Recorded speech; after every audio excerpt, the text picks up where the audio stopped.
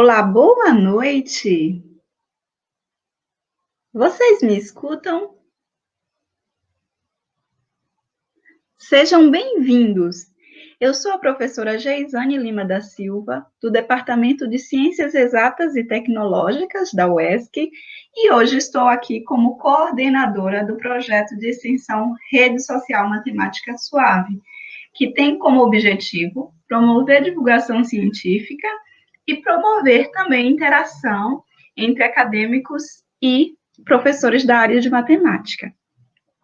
Como primeira ação do nosso projeto, nós decidimos explorar o tema que é o assunto de pauta de toda a humanidade, a Covid-19. E a primeira pessoa que nós convidamos para participar do nosso projeto foi a Mirella Vanina, professora da área de matemática e uma das coordenadoras do projeto de extensão Divulgação da Evolução da Covid-19 em Cidades Baianas. A professora Mirella nos presenteou com um vídeo contando detalhes a respeito do seu projeto. Toda a equipe agradece a professora e o link do vídeo está disponível aqui no chat para que vocês possam acessar. E o vídeo também está disponível nas nossas redes sociais. Dando continuidade, nós convidamos o professor João Frederico para nos apresentar uma palestra sobre o tema. E o professor aceitou o convite e nós somos gratos a ele por isso. O evento de hoje é voltado para alunos e professores da matemática e também professores de escola pública e os demais interessados. Falando um pouquinho a respeito do professor João Frederico, eu tive o prazer de ter sido aluna do professor na disciplina de biomatemática da Unicamp. O professor, ele é popularmente conhecido como Johnny. Todos o conhecem dessa maneira. Ele é filho da Unicamp. Toda a sua formação, desde a graduação até o doutorado, foi feita pela Unicamp. E ele continua atuando, pois é associado do Departamento de Matemática Aplicada do IMEC. Ele tem ampla experiência e conhecimento nas áreas de educação matemática, modelagem matemática, impacto ambiental e ecologia matemática. Já orientou diversos alunos de mestrado e doutorado, e, além disso, ele preside um grupo clandestino, ou melhor, pirata, como ele mesmo diz, composto por estudantes de graduação, pós-graduação, alguns professores, e nesse grupo se discute temas relativos à Covid-19, e eu estou lá de intrusa, de pentelha, querendo aprender um pouquinho mais sobre o tema. Antes de passar a palavra ao professor, eu tenho duas instruções. A primeira é que as perguntas devem ser feitas através do chat, e a segunda é que passaremos uma lista de presença, um formulário que também estará disponibilizado no chat. Professor Johnny, boa palestra e obrigado por ter aceitado o convite.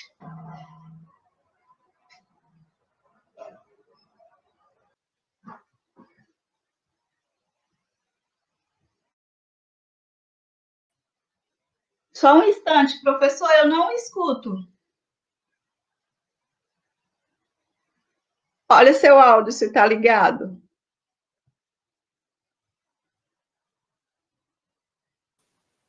Pronto.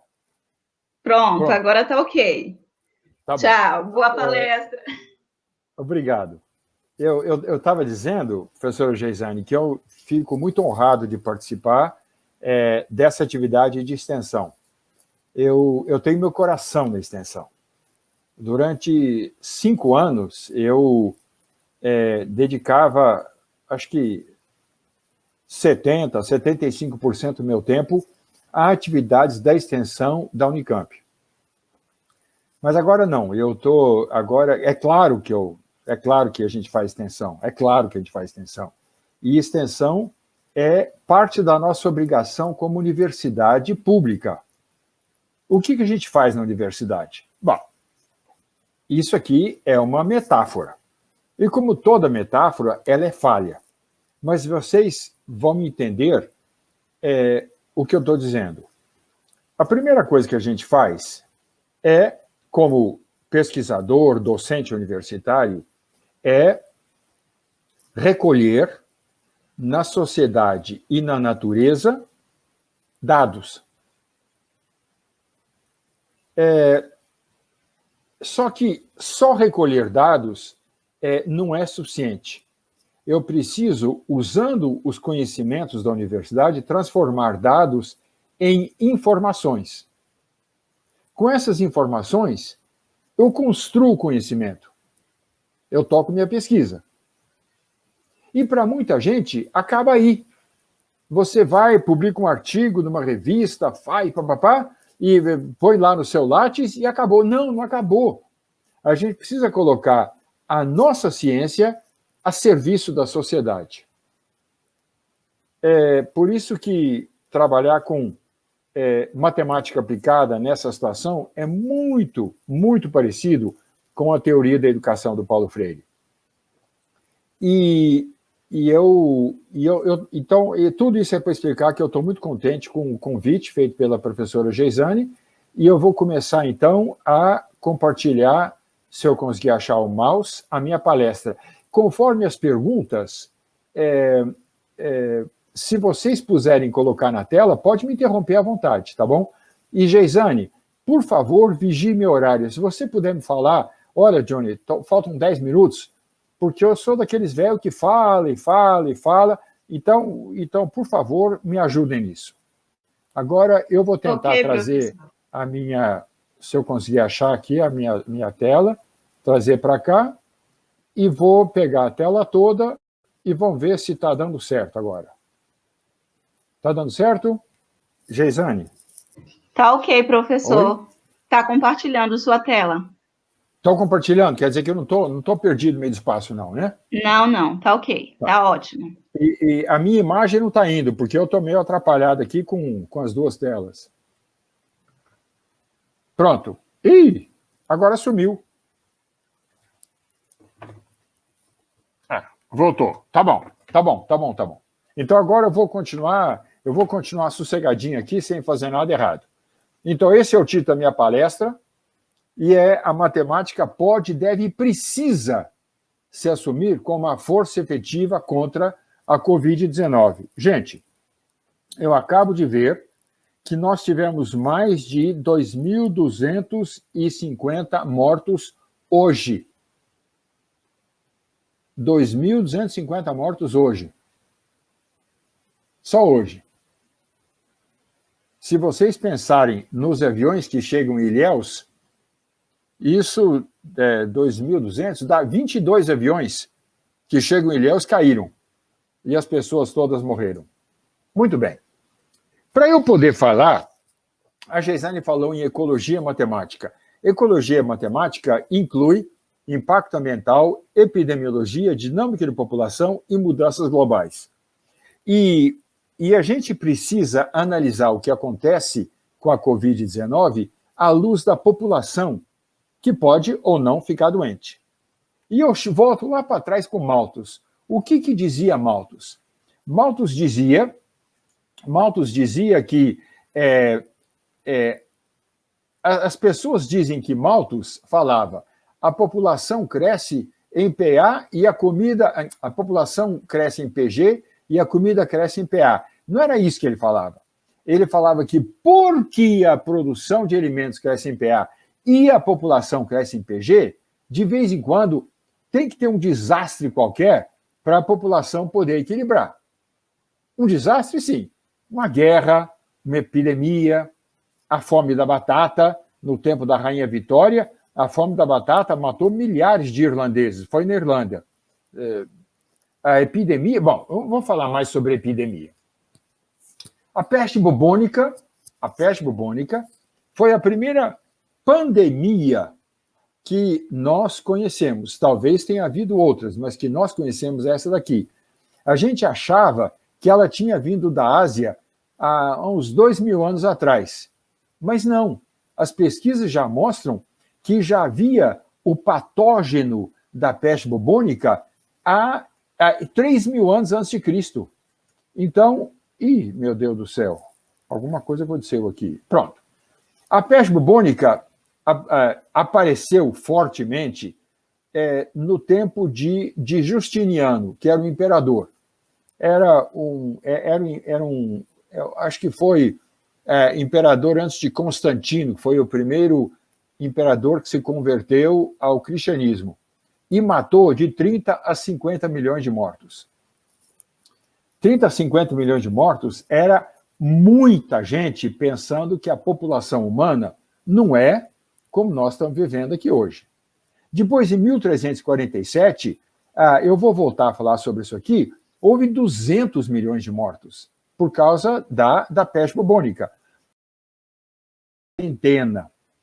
Como é que os italianos se defendiam da entrada de pessoas que vinham da Ásia e que estavam doentes com a peste bubônica? Eles obrigavam as pessoas a ficar 30 dias no navio que chegava no porto. As pessoas tinham que ficar dentro do navio, não podiam sair da rua. E aí, esse período de 30 dias se chamava Trentino, e depois mudaram isso para Quarantino, que virou a nossa quarentena. Em 1348, 1349, a doença se espalhou pela Europa toda, e aí o povo aproveitou para botar a culpa em alguém. Hoje são os comunistas, ontem eram não sei o quê, e depois eram os hunos.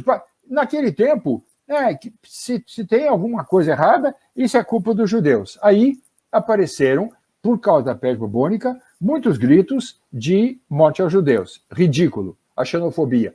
Isso aqui é um mapa da Europa, se vocês estão vendo aqui, ó, nos anos de 1347 até 1351, tá certo? São 4 anos. Aí vocês veem que a doença começando aqui, onde hoje é a Turquia, se esparramando aqui, olha, pela Grécia, pelos Balcãs, pela Europa, e ela pegou pesado. Em alguns lugares foi menos. E em alguns lugares ela esperou até depois de 1351. E houve um novo surto aqui, nesse pedaço que pega a Áustria, a Polônia, um pedaço aqui da Tchecoslováquia, enfim, do que a gente chama da Tchecoslováquia, e pegou uma parte aqui no norte da Itália e uma parte aqui nos Pirineus, entre a Espanha e a França. E agora sumiu aqui, então. Por 300 anos, desde 1347 até 1665, a cada 10 anos, teve um novo surto. Essa peste bubônica que a gente conhece dos livros, do Newton ir morar no campo para poder estudar, para não ficar nas grandes cidades, é a peste bubônica de 1665. Em 7 meses, 100 mil vítimas fatais, numa cidade que tinha 500 mil habitantes. 20% da população de Londres morreu em 7 meses. 100 mil vítimas fatais. Outra pandemia que aconteceu foi a varíola. E a varíola se manifestou, inclusive, com roupas de pessoas doentes nos navios que eles davam para os índios usarem. E os índios tinham muito menos anticorpos do que os ibéricos que chegavam aqui, ou até ingleses, holandeses, os piratas. E naquele tempo, nos séculos XV e XVI, quando estava acontecendo o que a gente chama de descobrimento do Brasil, 3 em cada 10 europeus perdeu a vida. 3 em cada 10 europeus perdeu a vida.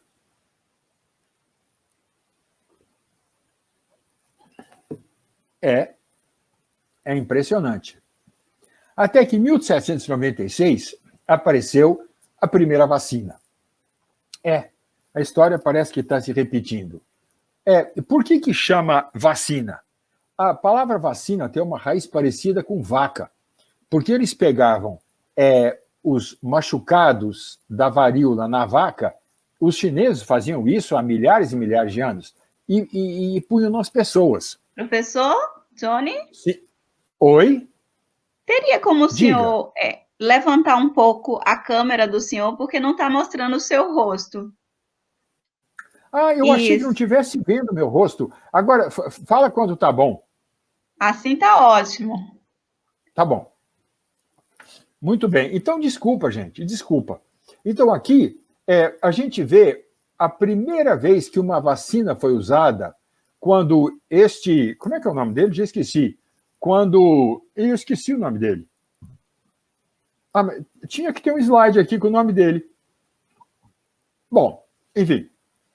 Ele era um médico e ele viu que as pessoas que trabalhavam na produção de leite nessa cidade onde ele morava trabalhavam, e as vacas tinham essa varíola, essas pessoas pegavam uma fórmula muito mais fraca de varíola. Então ele falou, bom, então eu vou pegar a escama de machucado dessas pessoas e vou aplicar em uma pessoa, e aí a pessoa não pega varíola. E aí ele fez o teste. Parece que ele está aplicando no filho dele, né? Não, não é. Esse aqui é o filho do jardineiro dele. Esse aqui é o filho do jardineiro dele. E não está nem o jardineiro, nem a mãe. Isso aqui é uma senhora que trabalhava na limpeza da casa dele. Aí, em 1796, a vacina ficou eficiente. Então, a varíola está praticamente eliminada no mundo. De vez em quando aparece um surto em algum lugar, mas é muito pouco. Outra pandemia foi a cólera. Em 1543, a doença foi descrita no delta do rio Ganges. Mas ela já existia antes. Ela foi descrita por causa da presença dos europeus, na Índia. Tá certo? Os portugueses estavam chegando lá. Havia outros que tinham ido por navio. E aí, essa coisa de andar de navio não é como você caminhar a pé lá da Índia até a Europa. Não é a mesma coisa. Então, era muito mais rápido. Em 1858, houve 10 pandemias, de 1858 em diante, houve 10 pandemias no mundo todo. E eles achavam que quem transmitia a cólera era o miasma mefítico. O que é miasma? É aquele cheiro pesado quando você passa num pântano, numa região de muito lodo e água parada.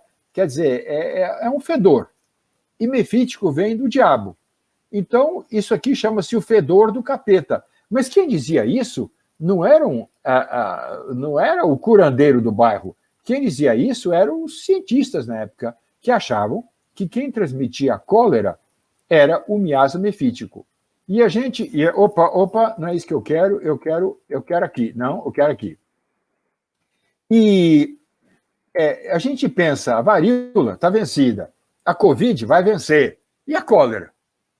A cólera.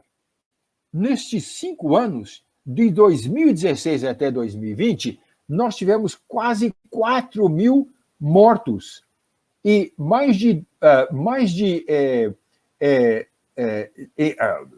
é uma doença que já acumulou mais de 2 milhões de mortos em 28 milhões de casos. Em 28 milhões de casos. Muito bem. Como é que a matemática vê isso? Bom, a matemática tem que ver o mundo de que ela faz parte? Sim. Mesmo que eu trabalhe com a matemática que vocês chamem de pura, ela faz parte do mundo. Então a matemática tem que ver o mundo. Mas ela não se basta sozinha, a matemática aplicada não. A matemática aplicada precisa e não tem jeito. A matemática tem que ver o mundo. Como que a gente faz isso de ver o mundo? A gente recorre à modelagem matemática de fenômenos naturais e sociais. Isso aqui é só um esquema de muitos esquemas de modelagem matemática. Por que eu uso este esquema daqui? Por que eu uso esse esquema? Deixa eu ver se eu consigo fazer isso aqui. Caneta, vamos usar uma outra cor aqui. Melhor, vamos ver assim. Por que eu uso esse esquema? Porque esse esquema convém para mim. Se você pegar um especialista em modelagem matemática na América Latina toda, o Rodney Bassanese chama isso aqui de formulação do problema. Ele chama isso aqui de resolução do problema. E ele chama isso aqui de avaliação do resultado. Outras pessoas têm outros modelos. Tem um modelo, um esquema de modelagem matemática no livro de Educação para Engenharia, que tem mais de 30 quadradinhos, bolinhas, flechinhas e tudo mais. Eu uso isso aqui porque, gente, em não sendo especialista em educação matemática, embora eu tenha o coração na educação matemática, é assim que eu trabalho com problemas de verdade. É assim que eu vou tentar mostrar para vocês que nós estamos trabalhando com a Covid. Então, a primeira coisa é a gente tomar contato com o problema real. Como que a gente toma contato com ele? Jornal, revista, conversando com pessoas, conversando com todas as pessoas. A gente não conversa só com os físicos, os engenheiros. A gente conversa com o enfermeiro, com o vereador, com o secretário de turismo. Eu só estou falando de pessoas com quem eu fui obrigado a conversar desde 74, quando eu comecei a fazer isso aqui. Com muito estagiário, porque o chefe dele fala assim, não sei resolver isso aqui, estagiário, resolve isso aqui. Aí o estagiário sai procurando, sai perguntando. Então eu tomo contato com o problema real. O que eu tenho que fazer para resolver um problema real? Eu tenho que simplificar o problema. O Schrödinger diz que o número de variáveis de qualquer problema real é da ordem do número de Avogadro. O número de Avogadro é um pouquinho mais de 6 vezes 10 elevado a 23. Eu não sei falar esse número. É um 6, é mais do que um 6, seguido com 23 zeros. É uns catupiziolésimoi. Eu não sei como é que fala isso aí. Então eu tenho que simplificar o problema. Mas pode simplificar o problema? Gente do céu! Os físicos simplificam o problema?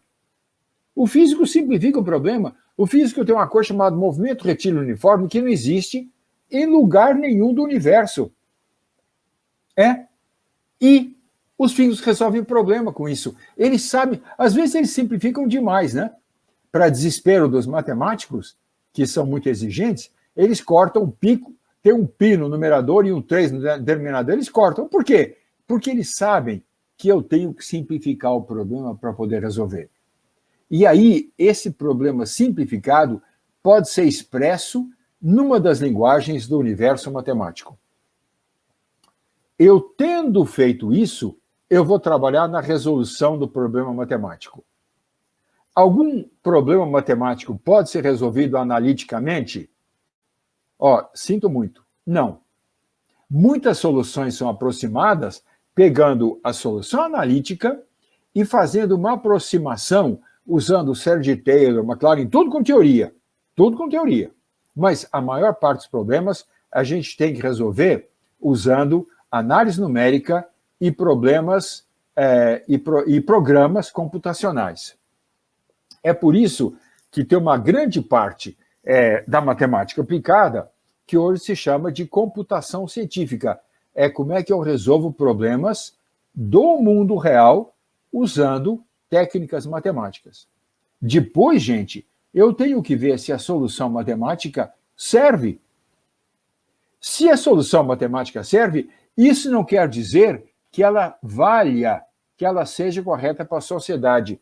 Uma vez, tem uns mais de 30 anos, eu precisei resolver um problema com uma praga que deu no algodão aqui em Campinas. Acabou com o algodão em Campinas. A gente não conseguiu resolver. E uma das coisas que a gente tentou fazer foi plantar algodão precoce em volta dos campos. Porque aí o bichinho todo procurava aquele algodãozinho pior, que plantou logo da primeira vez que deu, o bichinho fugia todo para esses aí, as pessoas catavam com a mão, queimavam, na esperança de que pudessem assim controlar. Dava para controlar. O problema é que ou a solução matemática dizia, olha, você constrói uma faixa em torno do campo de tantos centímetros. O que acontecia? Esses tantos centímetros, ou era muito pouco, e aí você precisava pegar mais que uma carreira de algodão, ou era muito, e o cara tinha uma perda muito grande e conseguia pagar empréstimo no Banco do Brasil. Então, a solução matemática não era válida na sociedade. Depois disso, entra um processo decisório. É o plantador de algodão, é o secretário do meio ambiente, é o diretor do hospital, é o político. Quem que resolve qual é o preço das passagens de ônibus, dos ônibus circulares na cidade de Ilhéus? São os vereadores. Então, o processo decisório sai da mão de quem é da matemática, ou da engenharia, ou das companhias de ônibus, e vai para a mão dos vereadores. Se vocês olharem aqui, quem faz isso é o nosso interlocutor. O que eu fiz de errado aqui? Eu fiz alguma coisa errada aqui. Acho que eu cliquei aqui embaixo. Quem faz essa coluna aqui é a pessoa com quem eu falo. É o que eu chamo de freguês, brincando, não é freguês, é interlocutor. Quem faz isso aqui é o matemático aplicado. E essa coluna do meio é feita como? Com diálogo. É como diz o Paulo Freire, a gente não constrói conhecimento, a gente não desenvolve ciência se a gente não tiver diálogo. A ciência é construída dialogicamente. Ele também fala que a gente tem que ver o mundo, e a gente tem que ser capaz de expressar o mundo dentro do conhecimento que eu faço. Aí eu resolvo e eu critico a solução. E eu ponho a solução a serviço da sociedade, e isso resume a teoria do Paulo Freire. Qual é o nosso problema, o problema da palestra de hoje? 7h30, eu sei, eu vou falar do Covid. Mas eu estou falando de extensão, estou falando para uma atividade de extensão. Tudo que eu falei até agora é fazer extensão com matemática. Tem gente que acha que não dá para fazer extensão com matemática. Pelo amor de Deus, eu estou falando com vocês faz meia hora e eu só estou falando de extensão? Muito bem. Qual é o problema real? A sociedade e a realidade do Covid-19 e do vírus, o SARS-CoV-2. Isso não é problema, Johnny? Como não é problema? Vocês acham que a Covid não é problema? Morreram mais de 2.250 pessoas só hoje. 1.942 pessoas ontem, antes de ontem. Não, ontem foi 1.500, antes de ontem foi 1.900 pessoas. Como que isso não é problema? Mas não tem pergunta. Qual que é a pergunta? Não tem, gente. Os principais problemas da gente não tem as perguntas. Não tem pergunta. A gente está tão acostumado com os problemas de matemática que pergunta quanto que dá tal integral. Aí você vai lá, tem aquela única resposta verdadeira. E se o exercício for par, está lá no final do livro. E se ele for ímpar, você tem que perguntar para outra pessoa. Construir conhecimento dialogando. Mas não é o caso. Sempre tem resposta? Não. E a resposta é verdade. O Rubem Alves, o grande Rubem Alves, tem um livro publicado chamado Filosofia da Ciência. E lá ele diz que tudo que é verdade científica hoje, amanhã é bruxaria. Eu estou falando que cafezinho fazia mal, agora café é bom. Vinho não podia tomar, agora é bom tomar um pouco de vinho todo dia. Ovo fazia mal para o coração, agora não, agora tem que comer ovo todo dia. A luz só se propaga em linha reta. Imagina, eu aprendi isso na escola. Eu aprendi na escola que a luz só se propaga em linha reta. Mas hoje a gente sabe que pelo universo a luz faz curva e entra no buraco negro. Então a luz não é verdade, é bruxaria. É como o miasma nefítico, que traz doença. O fedor do capeta trazia doença. É isso mesmo, se vocês forem estudar a história do Koch, vocês verão que quando ele chegou para trabalhar no hospital e ele começou a trabalhar com a ideia de germes, de micro-organismos, As janelas do hospital tinham que ficar fechadas, por quê? Para o miasma nefítico, ou seja, o fedor do capeta, não trazer doença. Mas quem dizia isso não era o curandeiro do bairro, era a Real Sociedade Médica Austríaca, que dizia que tinha que fechar a janela. Hoje, a gente já sabe que não é assim. E então, a gente tem que ver, ouvir, sentir, ou seja, conhecer o problema, dialogar para aprender e para construir um conhecimento. A gente simplifica dialogando. A gente expressa o problema numa das linguagens da ciência. Pode ser química, pode ser física, às vezes da matemática. A gente trabalha nesses universos, matemática, física, medicina, ecologia, farmacologia, enfermagem, etc, etc, etc, etc. Agora, na Covid, gente, a gente vai precisar de sociologia. Quando a gente pensou em fazer vacinação de índios, um programa de extensão que a Unicamp tinha, no Rio Javari, a gente precisou de antropologia para aplicar vacina. Por quê? Porque você não chega e vai dando injeção numa tribo que não tem contato com os brancos. Eles têm as crenças deles. Não funciona isso. Você tem que saber, antropologicamente, como é que você pode chegar neles. E como é que você faz um pôster? Vamos todo mundo vacinar. Se você fizer um pôster muito vagabundo, qual é o adolescente que vai olhar para um pôster muito mal feito? Ninguém vai olhar. Não dá para trabalhar, a não ser de maneira transdisciplinar. Os problemas de verdade são transdisciplinares. E a gente tem que criticar tudo que a gente faz. Eu estou preocupado com o tempo, então isso aqui, depois, professora Geisani, eu posso deixar isso aqui com você, e aí, se alguém quiser, pode ver, mas eu já falei tudo isso aqui, eu vou ficar me repetindo. Como matemáticos, a pergunta é, o que nós podemos fazer com matemática? Os físicos perguntam, o que nós podemos fazer com a física? O que nós podemos fazer com a química? O que nós podemos fazer com a biologia? O que nós podemos fazer com a política? O que nós podemos fazer com arte, com sociologia, com comunicação? E a gente tem que estar sempre aprendendo. A professora Geisani falou que eu construí um grupo que vai deixar de ser pirata, vai ser um grupo oficial de pesquisa, que começou só comigo e com alguns alunos. Agora não. Agora tem gente de fora do país, doutores que estão fazendo pesquisa, agora mudou. Tem a doutora Geisani, que não é aluno, mas tem aluno de graduação. Então, a gente começou a ver o que dá para a gente fazer.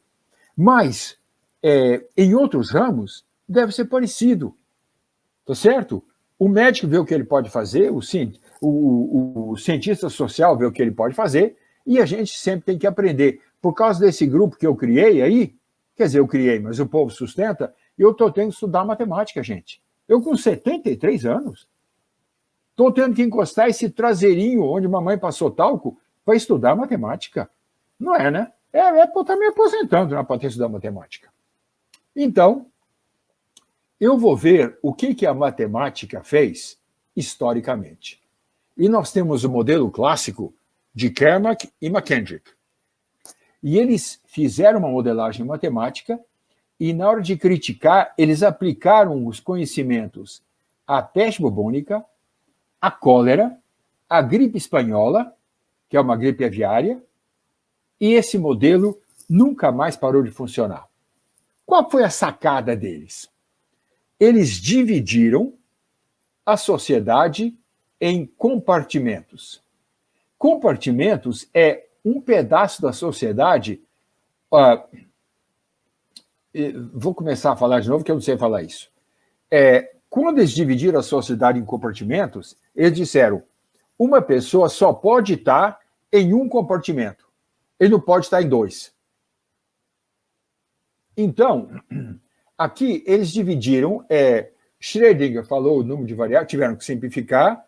Não adianta você complicar, porque o modelo fica parecendo um modelo macarronada, e tem Heráclito. Heráclito, aquele filósofo grego que enfrentou Parmênides. Parmênides falava assim, a essência das coisas nunca muda.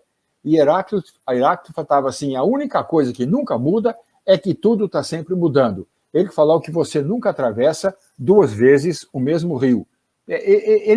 Para mim, ele é o grande pai da equação diferencial, porque as coisas estão sempre mudando. Muito bem. Então, eles dividiram a sociedade em 3 compartimentos. E o indivíduo só pode estar em um único compartimento. Para a doença com a qual eles trabalharam, as doenças, a cólera, que eles trabalharam na hora que eles fizeram o modelo. E depois eles aplicaram historicamente a peste bubônica em Londres. E no começo do século passado, esse conceito deles, estavam vivos ainda, foi aplicado para a gripe espanhola, que foi uma pandemia horrorosa. Gente, a gripe espanhola morreram, para muitas pessoas, pesquisadores, 80 milhões de pessoas. Alguns mais cautelosos dizem entre 50 e 100 milhões. Morreu mais gente de gripe espanhola do que na Primeira Guerra Mundial. Muito bem. Então, eles dividiram a sociedade em 3 compartimentos. Um compartimento é suscetíveis. É a pessoa que não está doente, mas pode ficar doente. Outro compartimento é o cara que está doente. Ou você está doente, ou você não está doente. Você não consegue pertencer a esses 2 compartimentos. E tem um terceiro compartimento, que é o R de T. No modelo deles, era quem tinha sido removido para o hospital. Quer dizer, quem é suscetível está vivo, não está doente. Quem é infectado está vivo e está doente. E o cara que foi removido para o hospital não é mais suscetível, não é mais infectado. Ele é morto. Também tem aquele caso do resistente. Ou seja, quando você pega a cachumba já é mais difícil, mas catapora. Quando sua mãe fica sabendo que tem alguém com catapora na redondeza, já manda você brincar com ele para pegar a catapora logo. De preferência quando é pequenininho. E aí a pessoa pode ficar resistente de maneira permanente, ou a pessoa pode ser resistente temporariamente. Essas gripes que dão todo ano, a gente tem resistência temporária. É claro que a pessoa pode pegar gripe de novo, mas são muito pouca gente pega a mesma gripe de novo. Em geral, ele pegou a gripe desse ano e ele fica temporariamente resistente. Então, ou ele é suscetível, ou ele é infectado, ou ele é resistente. E como é que funciona? Bom, o modelo original, esse aqui, eu não vou falar desse modelo, mas vou falar assim, se o lambda T e o beta A, se esse lambda T for constante e o beta A forem constantes, essa equação, e aqui variava com a idade das pessoas, aqui variação no tempo e na idade. E aí, se a gente tiver a taxa de transmissão e o beta, a taxa de retirada, o lambda, e a taxa de transmissão beta forem constantes, a gente vai ter o modelo CIR clássico, ou seja, todo suscetível fica suscetível, a não ser que ele fique infectado. Todo infectado ou morre ou fica permanentemente resistente. E como é que o suscetível fica doente? A sacada deles foi o seguinte, para cada vez que o suscetível encontra o infectado, eu tenho uma proporção beta em que o suscetível fica doente. Não acontece nada com o infectado, ele só leva o vírus para o suscetível, tadinho. E o suscetível, não é toda vez que o suscetível encontra o infectado que ele fica doente. Minha cunhada pegou Covid, fez uma festa de final de ano e com um pedaço da família que esteve com uma moça que chegou da Itália e todo mundo pegou Covid. E aí a minha cunhada pegou. Meu cunhado não pegou. Eles dormem na mesma cama. Não pegou. Então, existe, não é cada vez que você passa perto do infectado, você fica doente. Tem uma certa quantidade. Só que quem fica doente, ele sai do compartimento S e passa para o compartimento I. Então, ele sai daqui, ele diminui a população suscetível, por isso é menos, e ele entra na população de infectados. O que acontece na população de infectados?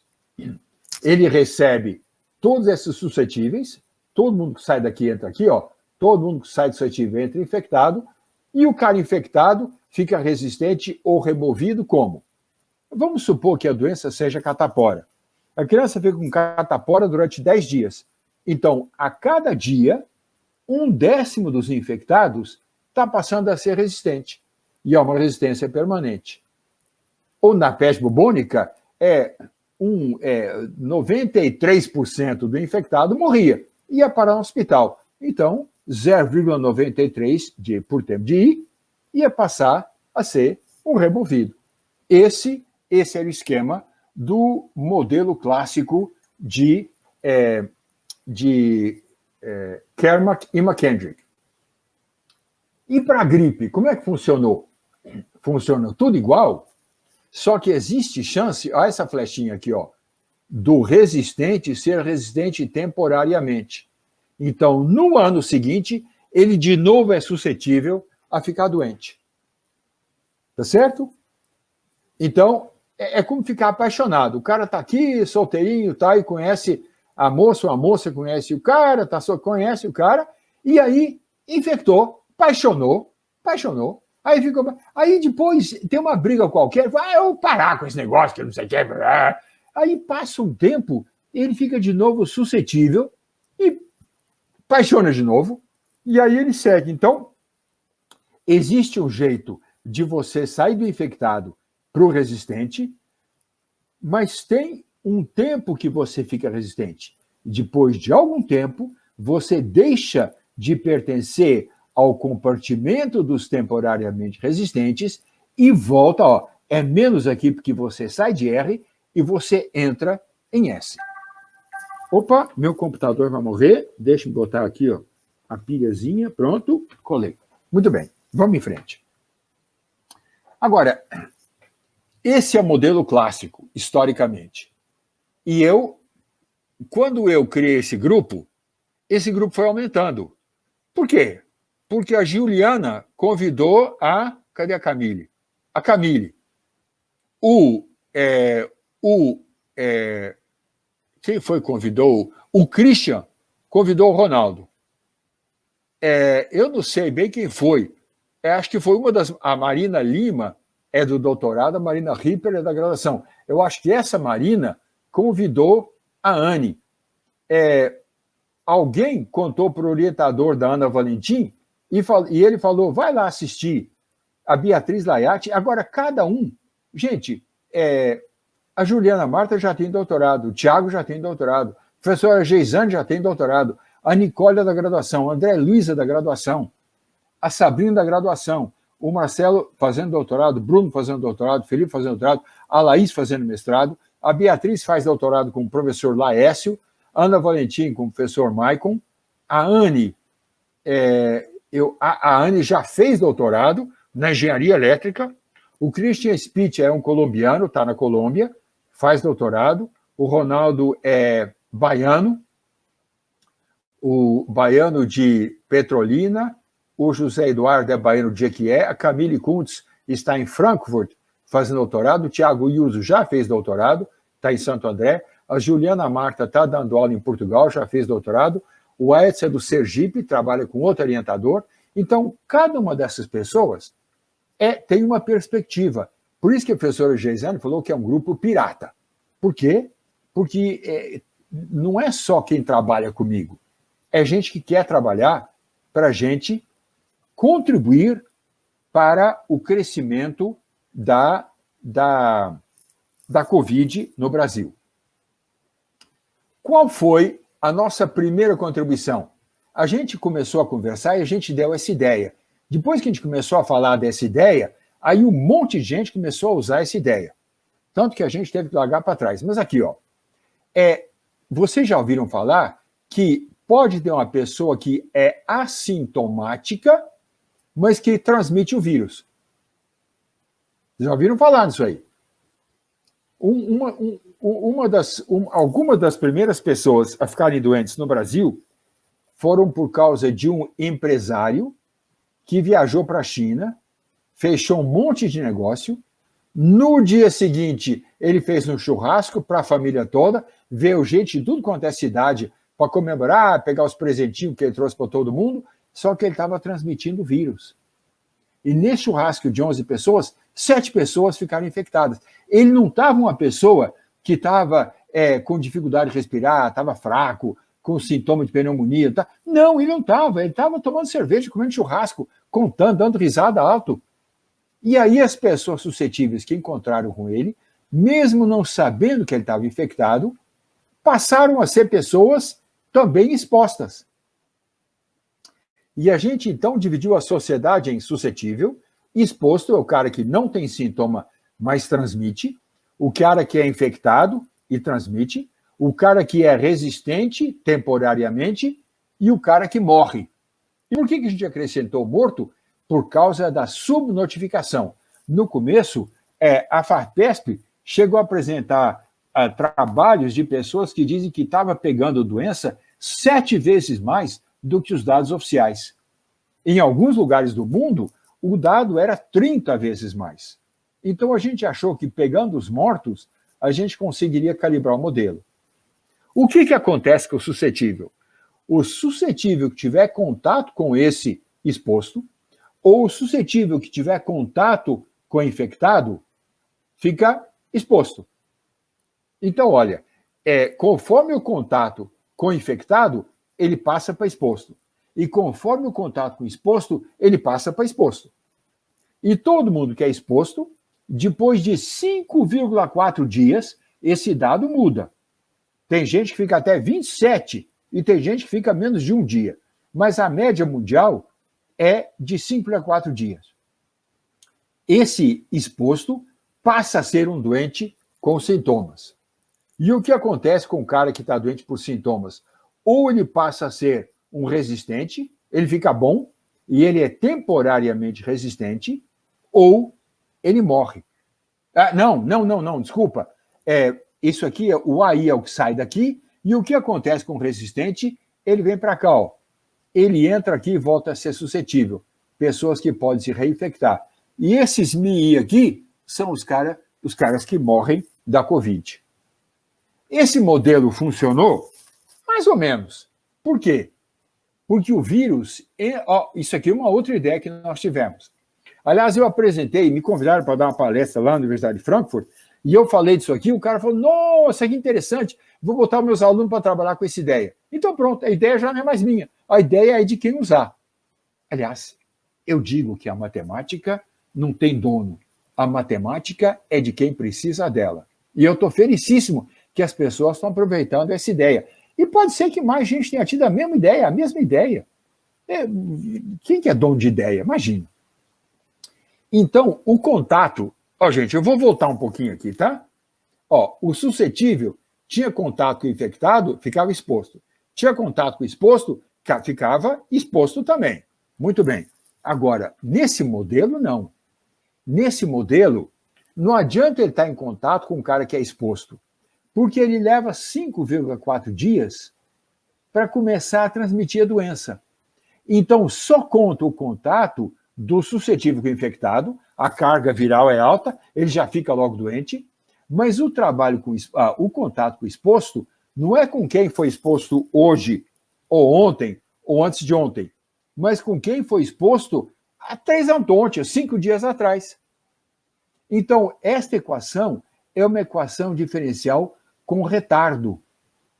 É uma coisa da teoria matemática que a gente inventou, tal, mas na verdade a gente precisa dela para poder descrever esse fenômeno, que nem todo mundo que tem o vírus transmite o vírus, que o vírus tem que chegar perto da célula, tem que quebrar, tem que alterar o comportamento até reproduzir o vírus em número suficiente para poder transmitir. Então ele fica doente um tempinho. Bom, o resto da equação é igual. O que muda é esse trecho aqui, ó. O cara que fica temporariamente resistente volta a ser suscetível, o cara que morre, morre, o cara que deixa de ser infectado que está aqui, e esse cara que é o VDE, é o cara que deixa de ser exposto para virar infectado. Então nós trabalhamos com esse modelo. Mas depois esse modelo também não era suficiente. Porque eu tenho o cara que é confinado. O cara que é confinado. Deixe-me ver se eu consigo mostrar para vocês. Ah, meu Deus, você faz favor de fazer figa aí para dar certo que eu vou fazer aqui. Não funcionou. Funcionou. Agora eu tenho que conseguir abrir aqui, ó. E eu vou tentar mostrar para vocês. Não é isso que eu quero. Eu vou tentar mostrar para vocês. O que eu quero mostrar para vocês? Eu acho que é isso aqui. É isso aqui. Bom, Espero que todo mundo esteja vendo. Vocês estão vendo? Não. Professora Geisane, você pode dizer se vocês estão vendo? Sim, Johnny, estamos vendo, Alô? sim. Tá vendo? Estamos vendo, sim. Esse é o índice de isolamento social, oh meu Deus, para a Bahia. Lá para abril do ano passado, a Bahia chegou a ter 50% das pessoas suscetíveis em confinamento, em prisão domiciliar sem tornozeleira. Aí depois, isso aqui foi variando, subiu, e agora está em 34,2%. Isso para a Bahia, porque eu cliquei na Bahia. Eu poderia ter clicado para Santa Catarina, por exemplo. Como é que foi o confinamento em Santa Catarina? Ele está pensando, e ele vai dizer que o confinamento em Santa Catarina foi de 50% também, e agora está em 33%. Em São Paulo, vamos ver se eu pego São Paulo. São Paulo, a doença começou muito mais séria que no resto do Brasil. Não é 50%, gente, que bobagem. Aqui em São Paulo era 62,5% na época que começou a crescer muito, e agora está em 32,2%. Aí vocês podem dizer, gente do céu, por que as pessoas... onde que eu estou? Estou aqui. Por que as pessoas... meu Deus do céu, agora eu tenho que pegar... já vai. Vocês não me afobem, por favor. Pronto. Aqui. Geisane, voltei a trabalhar no direito?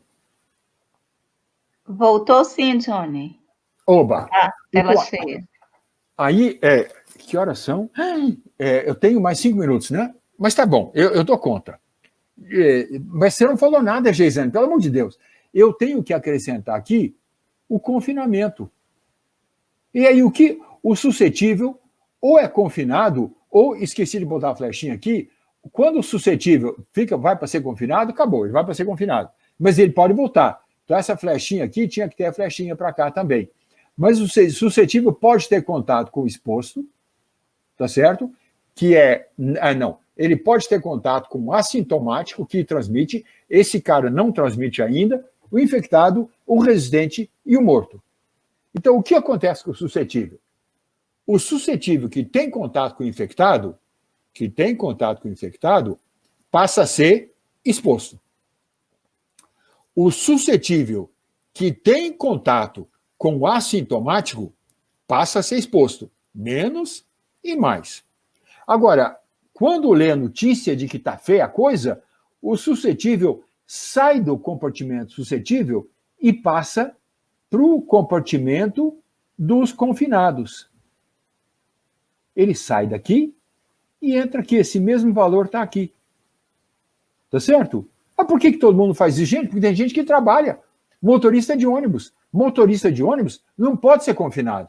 Motorista de ônibus tem que continuar. Caixa de supermercado, vendedor de farmácia, o cara que conserta a rede elétrica, não tem jeito. Não tem jeito. Meu filho está trabalhando todo dia com fiscalização de transporte de valores, e ele trabalhou antes de ontem o dia inteiro com uma pessoa que estava assintomático. Ninguém sabia que ele estava doente. Só ficou sabendo ontem. Então, eu não sei se ele ficou doente. Ele parou de vir aqui. Vai parar. Quem está confinado, gente, ele está confinado, mas ele precisa trabalhar. Ele é encanador. Ele é motorista de Uber. Ele vende no centro da cidade. Ele vende, ou ele tem um carrinho que ele vende verdura. Então, ele sai de confinado e ele volta para ser suscetível. Tá? Agora, o confinado também, quando recebe o entregador do correio, também pode ficar, ele pode passar a ser exposto. E o confinado que recebe alguém infectado que está sem máscara, conversando com ele, o cara que está entregando as compras do supermercado, e o sujeito pode sair de confinado e entrar no exposto. E menos MC é um caso que o cara que está confinado e ele passa, ninguém sabe por quê, diretamente para quem é resistente. Alguns assintomáticos também deixam de ser assintomáticos e passam a resistente diretamente. Depois aqui tem os caras que saem de assintomático para infectado sintomático, os caras que passam para R e os caras que morrem.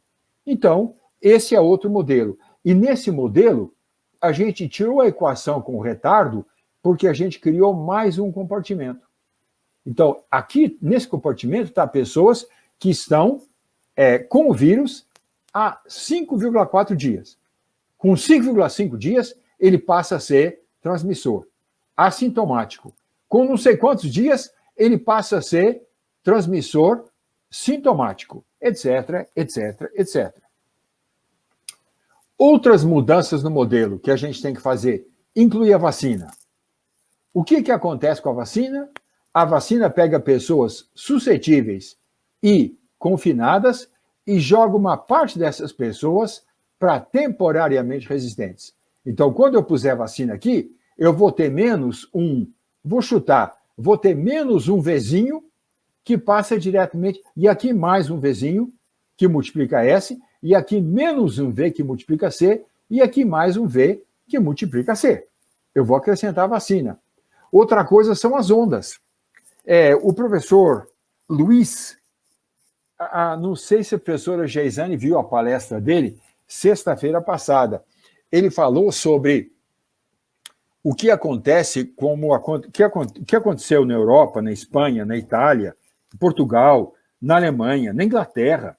O que aconteceu nos Estados Unidos é que quando veio o lockdown, não sei se vocês lembram das fotos da Espanha, que o cara para ir ali comprar uma cerveja, precisava mostrar para o policial que ele morava ali perto. Você só podia sair de casa para ir para comprar remédio, não sei o quê, para ir ao banco, se você morasse a menos de 9 milhas do comércio. Se você morasse mais, sem que fizesse comércio lá onde você morava. Tá certo? E ele falou o seguinte, quando acaba o lockdown, o povo volta para a rua, e aí a segunda onda é maior que a primeira. A gente tem que calibrar o modelo, e o que não dá certo, a gente tem que jogar fora. Tem que jogar fora e vai estudar mais. Por exemplo, em Portugal, o que aconteceu? Gente, olha que resultado perfeito da variação dos sintomáticos. Aqui em vermelho é o nosso modelo matemático. E os pontinhos azuis é a situação em Portugal. Isso aqui foi feito pela doutora Juliana Marta, que fez doutorado em Campinas e hoje está lá dando aula na universidade. Mas, em compensação, olha o acúmulo de mortes. O nosso modelo previa que o número de mortes aumentava assim e o número de mortos de verdade aumentou assim. Aqui o número de sintomáticos acumulados. O nosso modelo vinha bem para Portugal.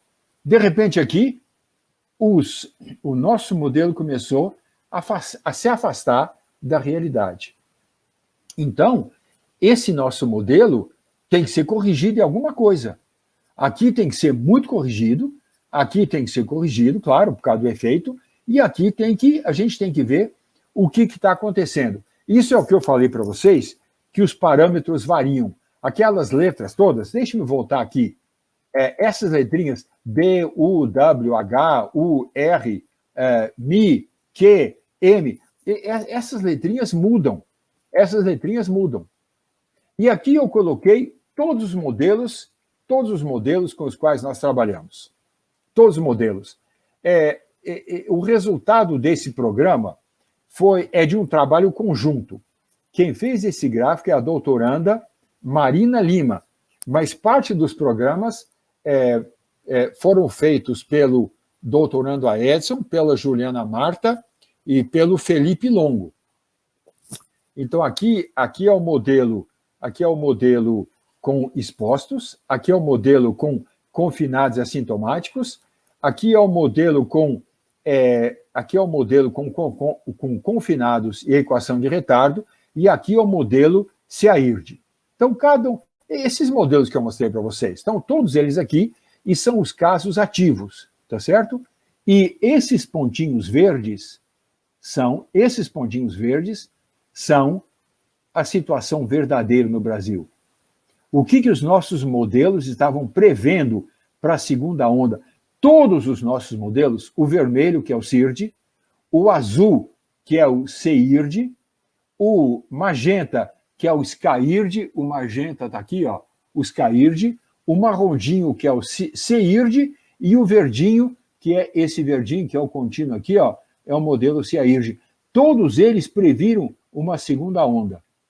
Só o CIRD e o CIAIRG previram a segunda onda quando ela aconteceu. Mas todo mundo previu uma segunda onda menor que a primeira. Onde que a gente errou? A gente já sabe. É aquilo que eu mostrei para vocês. O parâmetro de confinamento variou no tempo.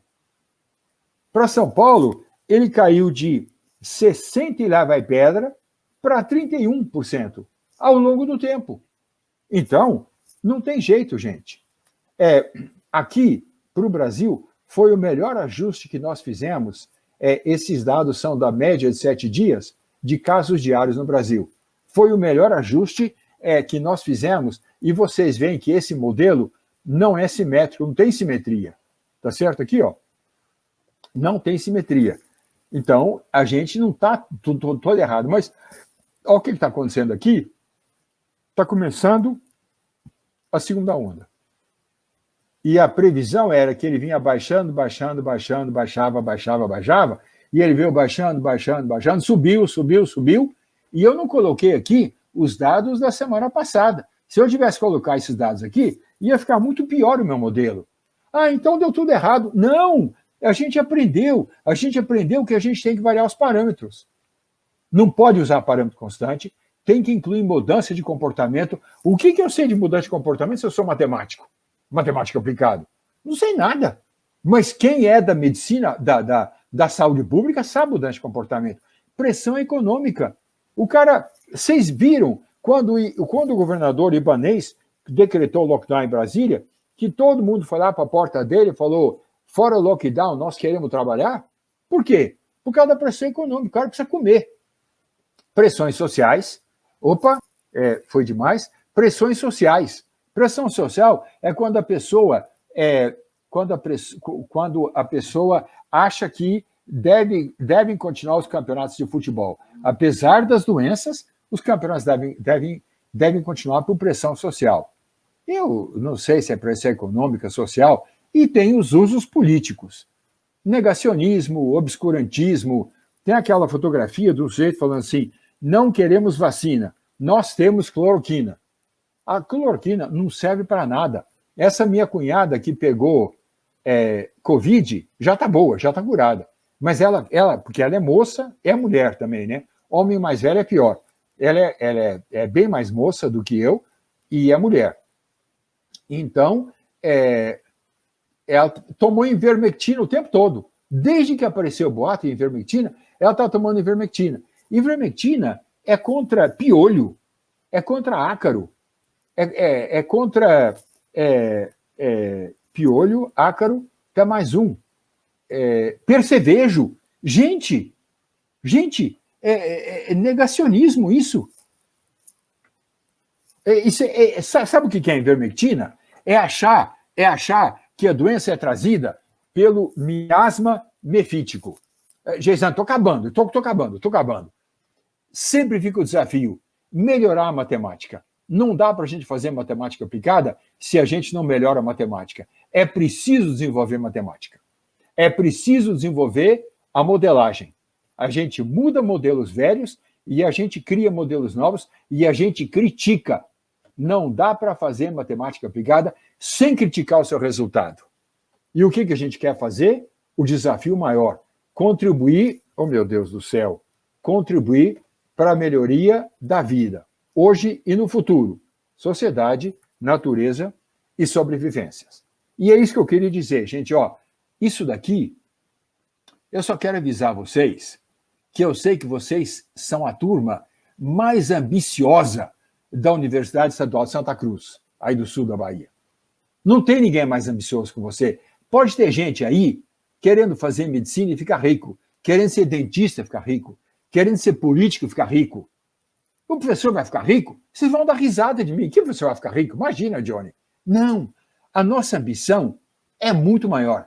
A gente quer mudar a história desse país. E com isso, eu termino. Professora Geisane, muito obrigado. Para mim, falar com vocês é um privilégio. Eu já estive na UESC 2 vezes e o que eu mais lamento desse negócio é que não teve coffee break para a gente. E esse é meu e-mail. Se alguém quiser escrever para mim, eu sou como a justiça. Eu demoro, mas eu respondo. E pronto. E chega, e pronto. E agora, quem sabe, eu posso aparecer aqui. Vou minimizar isso aqui e posso aparecer. E eu tenho que parar de compartilhar, né? Stop screen. Pronto. Acabou. Primeiramente, muito obrigada, professor, pela palestra. Excelente palestra. Eu falei obrigado primeiro, você fala de nada. Eu falei obrigado primeiro. Então, eu agradeci agora. Eu agradeci. É uma honra para nós recebê-lo, certo? Eu vou passar agora a palavra para o Eduardo, para ele fazer algumas perguntinhas que surgiram no chat, e depois a gente retorna. Não pergunta coisa que eu não sei, Eduardo. Certo, professor. Boa noite, pessoal. Bom, eu vou intermediar aqui algumas perguntas que apareceram aqui no chat, tá? Mas primeiro eu preciso, agradecer, a palestra excelente. Aprendi muito, não gosto de história, mas adorei ouvir os fatos históricos, E assim, e com isso acho que a gente realmente é válido, Aquela fala de que os avanços, eles surgem realmente em tempos de crises, E nós estamos num tempo de crise e acredito que muita coisa vai surgir com isso, Achei muito interessante mostrar aquele esqueminha do modelagem, quando que eu, como trabalho com otimização, a gente também usa muito aquilo. E acho muito importante, realmente a interdisciplinaridade, falar com os outros profissionais de outras áreas, E primeiro eu vou fazer uma pergunta minha sobre o grupo de vocês. Vocês conseguiram unir pessoas de diferentes áreas ou são todos matemáticos nesse grupo desse clandestino? Clandestino é porque eu falo que ele é pirata. Porque eu estou em processo de registrar o grupo do CNPq para os doutorandos e para os profissionais que dele participam possam ter reconhecimento profissional, acadêmico.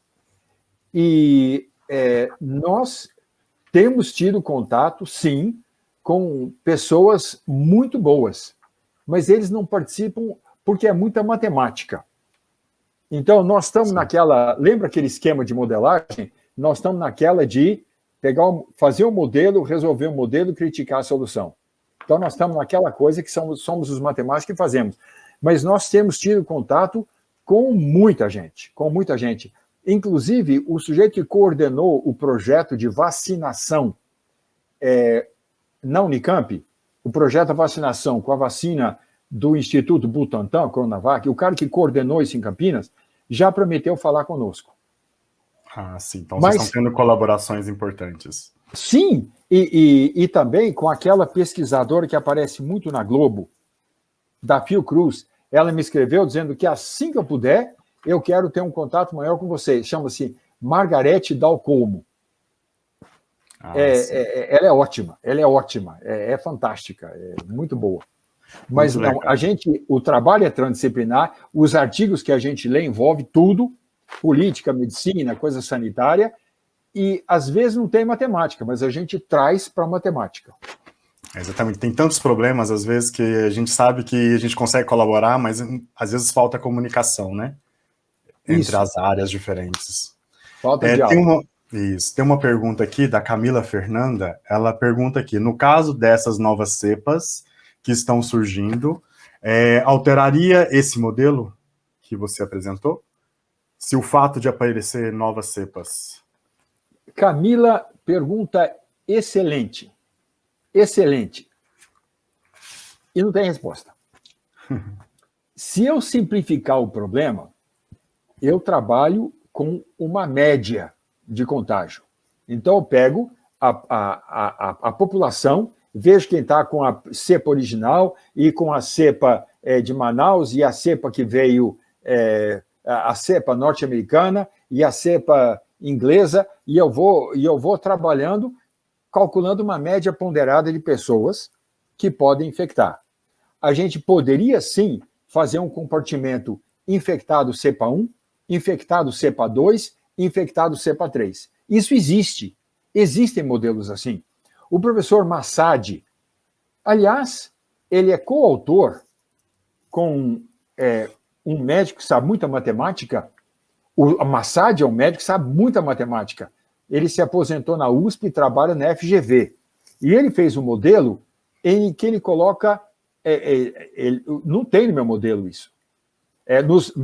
No modelo do grupo, não tem nesse nosso modelo, não tem hospitalizado, mas ele criou 3 compartimentos para o hospital. Ele criou um compartimento para quem no hospital que trabalha, que é profissional de saúde. Ele colocou no hospital quem está na UTI e colocou no hospital quem está no quarto. Com a chance de passar do quarto para a UTI, da UTI para a morte, da UTI voltar para a sociedade. Só que o problema desse modelo dele é que também a segunda onda é menor que a primeira, porque os parâmetros são constantes. Então, nesse grupo, que a professora Geisane, muito obrigado, Geisane, chamou de clandestino, e aí pronto, agora virou clandestino pro resto da vida. Nós, nesse grupo, nós vamos começar a tentar trabalhar com parâmetros variáveis ao longo do tempo. Nós não temos informações da saúde pública. Nós estamos criando ferramentas que, para poderem ser aplicadas, para determinar políticas públicas, vão precisar de informações feitas pelos bioquímicos, médicos, engenheiros, esse tipo de gente. Certo. Tem uma outra pergunta aqui, professor, da Mirella, ela pergunta, da professora Mirella, professor, aqui em Ilhéus tivemos o lockdown e vimos que realmente o lockdown e toque de recolher surtiram efeito. Nos modelos matemáticos, essas medidas são consideradas? Mirella, sim. Sim. Quando a gente coloca aquele compartimento C, que eu chamei de confinado, quarentena é outra coisa. Quarentena é quem está doente, aí você tranca o nego num quarto, e ele tranca o cara num quarto, e ele não pode sair de lá até ficar bom ou até morrer. Isso é quarentena. É para quem já está doente. Confinamento é para o cara que nem eu, que não pode ficar doente. Porque, além da minha idade, com 73 anos, eu tenho um monte de outros problemas de saúde, minha saúde é uma porcaria, tem um monte de outros problemas e que me tornam mais suscetível. E então a gente pode colocar, a gente coloca sim esse confinamento como se fosse o resultado do lockdown. Então a gente aumenta o confinamento.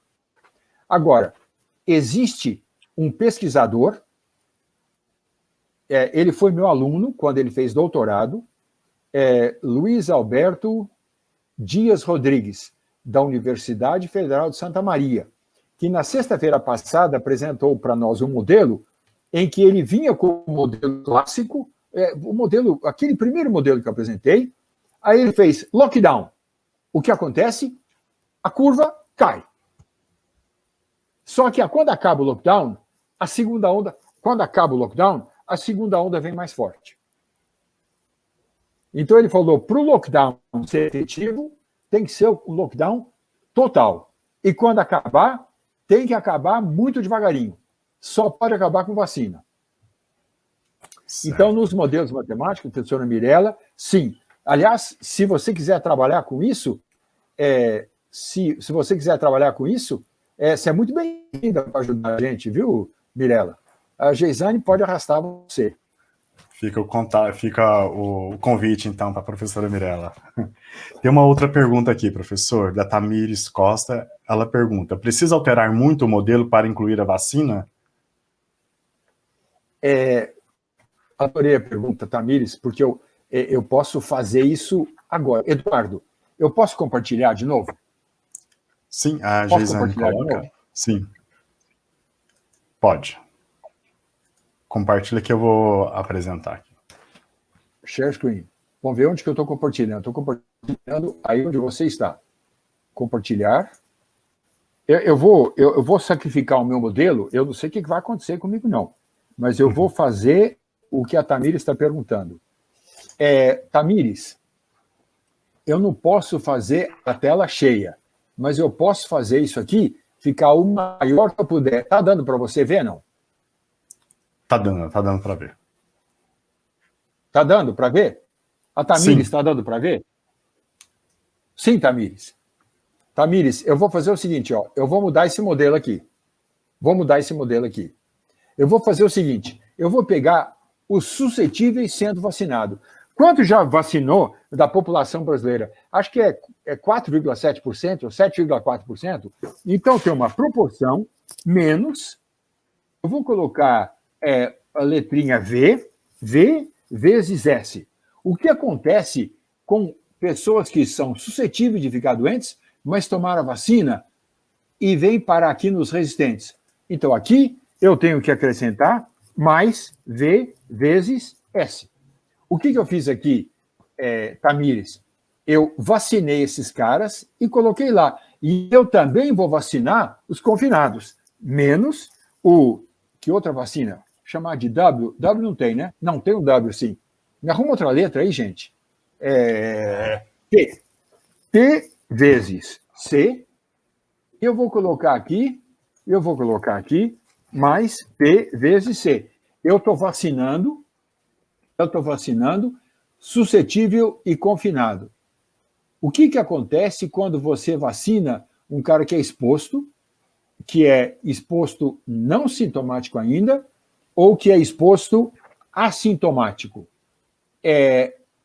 A forma de infecção dele é mais fraca. Aliás, hoje eu fiquei sabendo que tem um cara que foi internado no hospital porque ele tomou 2 vacinas no mesmo dia. Esperto! Inteligente! Muito bem. Então, olha, eu estraguei meu modelo aqui. Tamires, por favor, eu vou parar de compartilhar, vou fechar isso aqui. Eu não tinha fechado? Tinha fechado. Eu vou parar de... Cadê, gente? Já quer que apresente? Aparece. Não. Eu quero voltar onde eu estava. Achei, estou aqui. Eu quero parar e quero parar de compartilhar. Só queria saber se a Tamires entendeu e aceitou essa primeira aproximação. Tamires, é muito mais complicado. É a primeira aproximação. Tem um cara chamado Renato Teixeira. André, eu já vou já. Tem um cara chamado Renato Teixeira que você conhece, Tamires. Ele que compôs aquela Sou Caipira, Pirapora, Nossa Senhora de Aparecida. Vocês lembram disso aí? Também aquele Ando Devagar porque eu já tive pressa. Ele tem uma canção, um poema em que ele diz: o simples resolve tudo. Não é verdade. Mas é por aí que a gente sempre começa. A gente sempre tem que simplificar o problema. Tá bom. Agora vamos à pergunta. A outra pergunta. Obrigado, Camille, do André.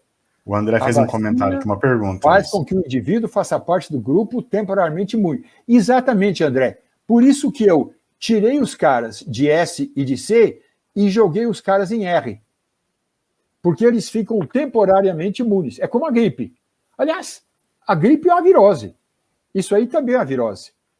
A gente não sabe se passou pela galinha. Até hoje, toda a gripe passou pela galinha. Então, quando o cara falou, quando alguma pessoa falou isso é só uma gripezinha, a parte gripe tá certo. O zinha é irresponsável. Mas, ou o nosso ministro da Saúde falou que não é a segunda onda, isso era um repique. É um repique que é maior que a primeira onda. Ou pode ser um repique do samba, né? Bom, enfim. Nestor, o que eu posso dizer sobre a qualidade dos dias? Eu não entendi. O Nestor não pode falar? Ou ele escreve? Nestor, não tenho compreendido. Dime na castellano, por favor. O Nestor é professor também? Sim. Então é Nestor. É Nestor. Isso. Bueno. Acho que sim. Nestor, perdóname, pero tendré que contestar-te em português, ok? Então, a qualidade dos dados, como em qualquer país do mundo, eu quero voltar, se eu puder, eu quero fazer uma pergunta para eu responder. Velho é fogo, né? É complicado, foi que chamar velho para dar palestra é uma desgraça. Mas, em qualquer país do mundo, os dados não são confiáveis. Uma pessoa que vai para o hospital e morre de pneumonia, Ele morre de pneumonia. Ele não precisa nem fazer o teste nele. Não vai gastar um teste com ele. Morreu de pneumonia. Era Covid. Mas ele morreu de pneumonia. A pessoa que morre do coração. Teve um infarto. Era Covid, mas ele morreu de infarto. Então, e há pessoas que têm uma forma muito leve da doença. Há pessoas que têm uma forma muito leve da doença e no instantinho estão bons e não tomaram remédio, não tomaram nada, não tomaram vacina e estão bons, estão resistentes até alguma próxima cepa. Então, os dados não são bons. Porém, professor Nestor, os dados são subnotificados, mas eles são subnotificados ao longo de todo o tempo. Isso quer dizer que a resposta qualitativa que a gente der, numérica está errada, mas a resposta qualitativa pode ser importante para determinar políticas públicas. Certo. Tem uma outra pergunta do Afonso, também é professor aqui da UESC, uma pergunta mais geral. Nossa. O professor pode explicar mais um pouco o que vem a ser um problema real ou realista? Afonso Henriques é nome de rei português, não? Da onde que é o Afonso? É alguém que gosta de história. Da onde que é o Afonso? É natural, eu não me lembro. Sei que é da África. Na África? Isso. Angola, Moçambique, Guiné-Bissau, São Tomé e Príncipe. Afonso, escreve aí. Eu não sei se a Geisane sabe. Acho que é da Angola, se eu não me engano. Angola? Isso, mas trabalha com a gente aqui, viu? Angola, Cabinda, Cabinda ou Angola mesmo? Sul? Eu não vou saber dizer, tá professor. Então deixa. Coitado, Afonso. Desculpa, Afonso. É porque eu tenho uma ligação forte. Tenho muitos amigos em Angola, Moçambique, Guiné-Bissau, São Tomé e Príncipe. Tenho muitos amigos. Muito bem. O que é um problema realista real? É um problema que... Vou começar de novo. Toda matemática é aplicada. Toda matemática é aplicada. Digamos que essa bolinha que eu fiz com a mão aqui, ó, essa bolinha que eu fiz com a mão aqui, meu Deus do céu! Vou fazer uma bolinha aqui com a mão. Vou fazer uma bolinha aqui. Vou fazer uma bolinha aqui. Vou fazer uma bolinha. Esse aqui é a matemática. Aqui é a matemática. E aqui são outras coisas. Medicina, física, bioquímica, psicologia, que tem muita matemática aplicada, tem muita topologia. Isso aqui é matemática. Quando você usa a matemática chamada pura para resolver um problema de matemática pura, é matemática aplicada. Eu estou pegando esta matemática, eu estou pegando esta matemática aqui, aqui, para resolver, oh meu Deus do céu, eu estou pegando essa matemática aqui para resolver esse problema de matemática. Então, eu estou aplicando matemática na própria matemática. A gente chama isso de matemática pura, mas não é. É matemática, tá? Que eu estudei. Eu fiz até o doutorado, eu fiz matemática pura por imaculada. Quando a gente desenvolve uma ferramenta aqui, ó. Desenvolve essa ferramenta aqui dentro da matemática. E a gente sai pelo mundo, pela natureza, pela sociedade, procurando ver onde eu posso usar. Então, aqui fora, onde que eu posso usar essa ferramenta matemática? Por exemplo, função de Lyapunov. Foi inventada. Mas quantas vezes os físicos usam a função de Lyapunov e ela foi inventada antes? Como equação com retardo. Nós estamos usando para estudar a Covid. Mas a equação com retardo foi inventada dentro da matemática. Agora, quando a gente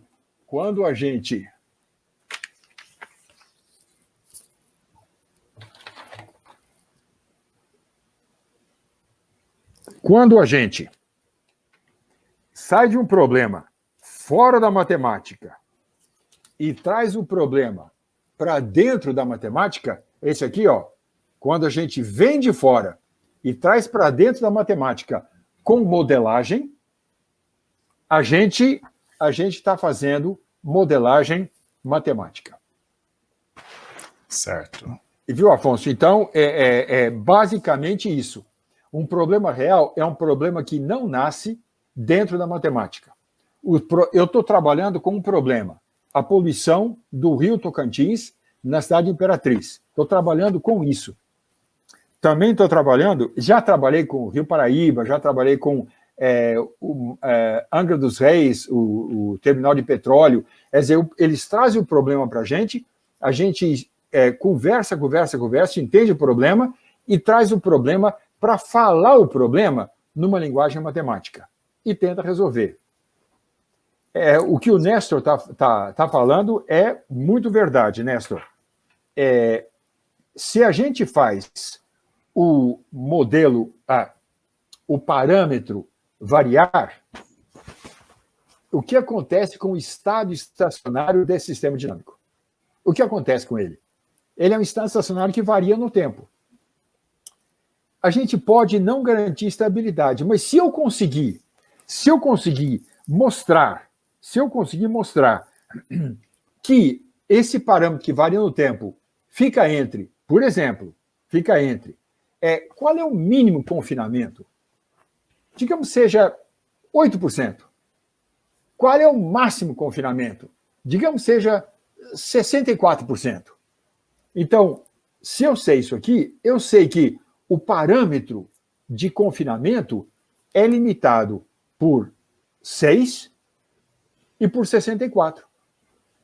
Então, eu acho o estado estacionário para o 64, acho o estado estacionário para o 6 e digo, olha, é bem possível que o estado estacionário esteja aqui dentro.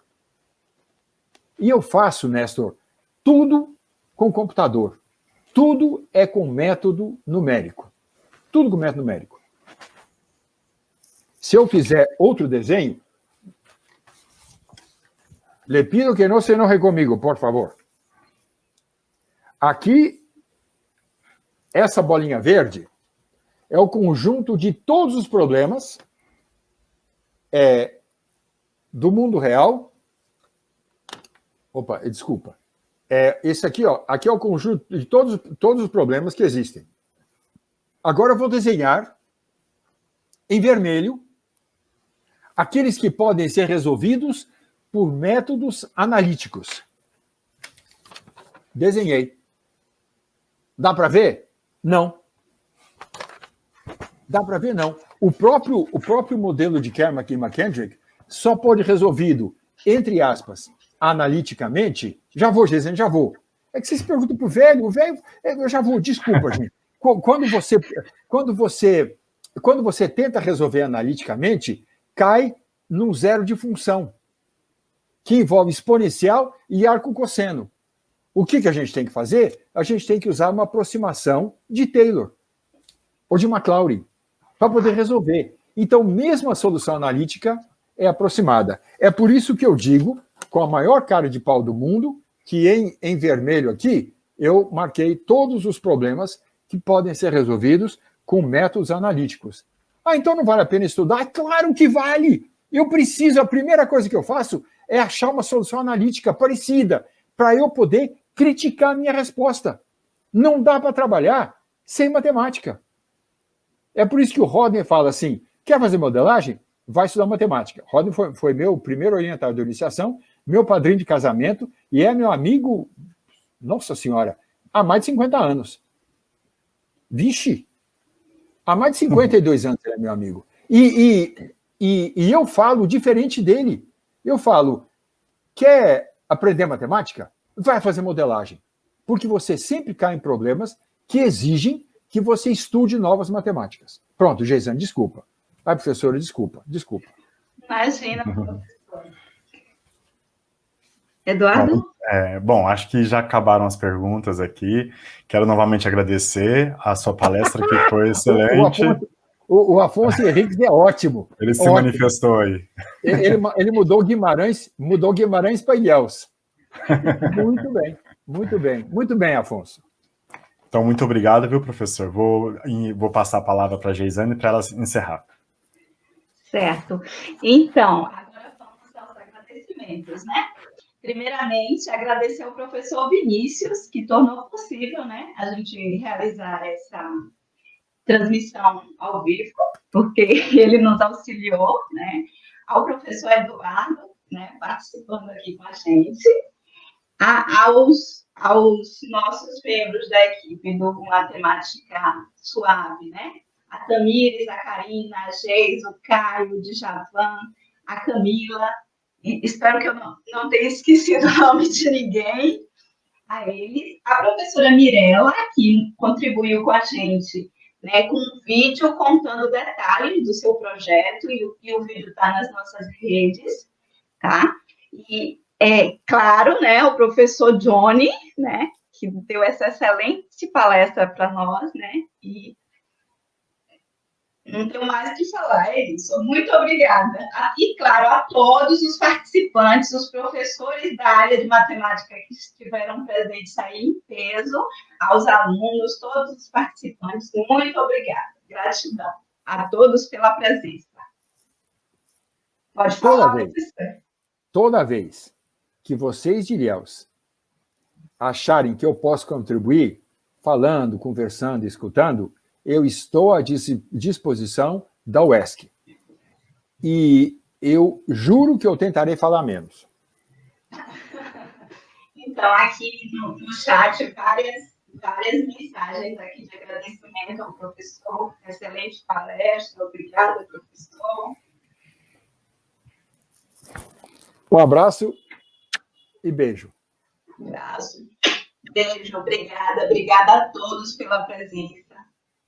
E até a próxima. Logo até a próxima. Até sexta, Geisane, se der. Até sexta, com certeza. Tchauzinho.